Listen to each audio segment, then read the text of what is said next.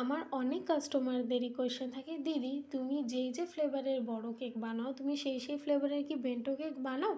হ্যাঁ, আমি সব ফ্লেভারের বেন্টো কেক বানাই। ইনফ্যাক্ট আমি রসমালাই ফ্লেভারেরও বেন্টো কেক বানাই, ওই ছোট্ট একটা ফুচকি কেকের ওপরে। ছোট বলে কি হয়েছে, ওর কি কোনো মান সম্মান নেই? যাই হোক, শুধু বেন্টো না, আমি গ্লাস কেক, কাপ কেক, টাপ কেক সব বানাই। তোমরা যারা আমার কাছ থেকে কেক টেস্ট করতে চাইছো তারা অবশ্যই আমার থেকে একবার গ্লাস কেক বা কাপ কেক একবার নাও।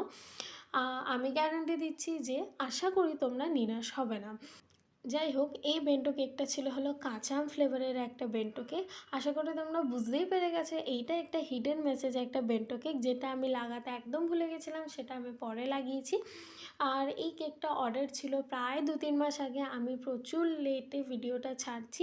যাই হোক, তোমরা এটার ফাইনাল লুকটা দেখে আমাকে অবশ্যই জানাবে যে তোমাদের এই কেকটা কেমন লাগলো। চলো আজকের জন্য টাটা।